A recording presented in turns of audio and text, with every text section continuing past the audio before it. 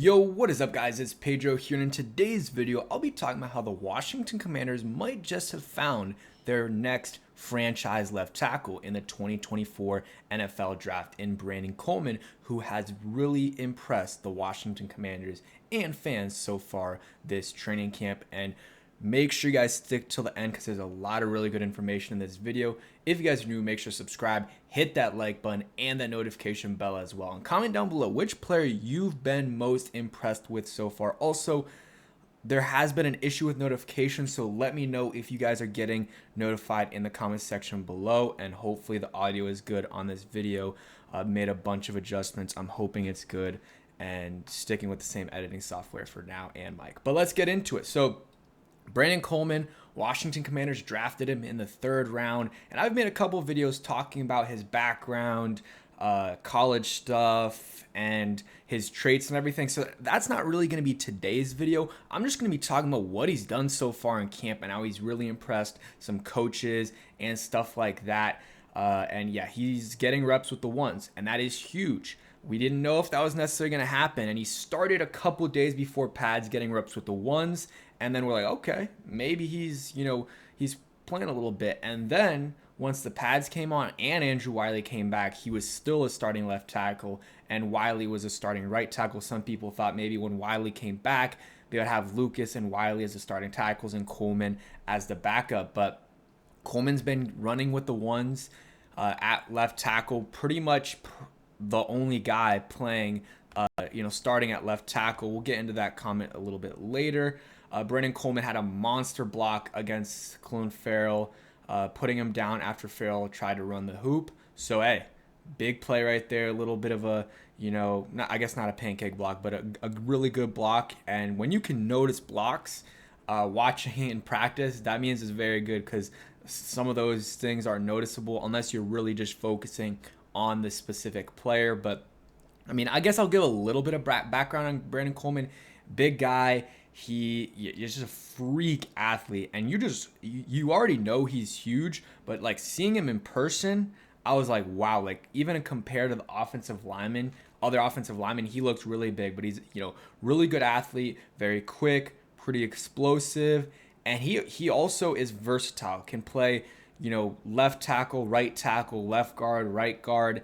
And, some people were like, oh, his tape was really bad last year. His tape wasn't the best, but he was playing hurt most of the year. His really good tape was the year before. So that's probably why he fell in the draft a little bit. But he's a really good athlete. And some teams thought he was going to be a guard. Some teams thought tackle. And I'm sure if it doesn't work out tackle, which hopefully it does, they can move him to guard. But they said when they drafted him, they're going to try him out at guard. They feel like he's a guard. Side note, Braden Daniels, the guy who the Washington Commanders drafted last year in the 4th round, somewhat similar where they saw him as a tackle. Now he's playing only at guard and with like the 3rd team. I don't think at this point he's going to make it. We will see though. Here's him after practice with Bobby Johnson. I know a lot of people, aren't huge fans of Bobby Johnson. He didn't, do a really good job with his other teams, but you like to see him working with the coach afterwards. You need all the work you can get, especially as a rookie, especially in the off season. So yeah, getting some practice work with Bobby Johnson. Lots of these coaches are staying after getting extra work with their guys. Dan Quinn on Brandon Coleman. I know he's a very good athlete, but one of the things I've been impressed with is he has great balance for a big guy. He is rarely someone who's out of position. He's a very in-control player as an offensive lineman, and that's the real attribute as an offensive lineman. So some, high praise from Dan Quinn and giving you a little bit more insight. He knew he's an athlete, but, didn't know how good balance he would have. And sometimes you don't know until you see a guy in person and how he plays in person, and sometimes players change over the off season or from when they were drafted or, from when they played their last college season to when they step on the field. And that could be a bunch of different reasons. And for Coleman, you know what? It might just be a injury thing. He was kind of playing injured last year, and now he's fully healthy. So that's good to hear. And overall, and I'm going to make a separate video on this, and maybe even today. Depends on how this video does. But please, hey, hit that like. But all that good stuff, it really does help out a ton. It takes a bunch of work to make these videos, and I really would appreciate some love on them. But The other rookies have been doing well too. Jaden Daniels, for the most part, has been very solid. Has had a few good days. Has had like one or two days, and then a lot of days that are just solid. So he's been, very good. I mean, I would say good, and hasn't had any, really bad days so far. Knock on wood. But you know what? It's gonna happen. It's gonna happen as long as he doesn't stack the bad days. That's really what matters, and how he plays once the regular season starts. Mike Sanders still has been, popping a little bit last day, or so really the last day. He had a, forced fumble, and Dan Quinn talked about how he's mainly going to be the starting slot corner, that at least right now, the nickel guy. Jordan McGee is impressed, and really haven't heard anything at all about Dom Hampton and Jean Baptiste Smith. I believe that's his full name. And then Ben Sennett, struggling a little bit, but at least with some drops, that's what we've been hearing. But I think that'll be fine. And then I'm trying to think, Johnny Newton coming back from the injury, starting to work now and fully practice, but he's going to start with the third team, and it's going to be a little bit of a process. But hopefully he continues to get better and better, and then maybe once we get after the first or second preseason game, he's working with the second team, and maybe even getting some reps with the ones mixed in there with Deron Payne and John Allen. That's the end goal right there. You see here another day. I think this is another day. Let's see.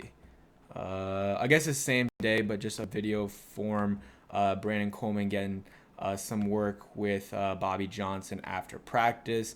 We'll pull up some other tweets about, I don't know why that's up there, but Brandon Coleman. Let's see what's popping here. So Lionel Washington, or I don't know why I keep saying Lionel Washington. Lionel Willingham said that he's running with the first team at left tackle again. Brandon Coleman is a 71 overall in Madden. For the people that care, take that for whatever you want. Doesn't matter. I don't care about Madden ratings, especially for rookies.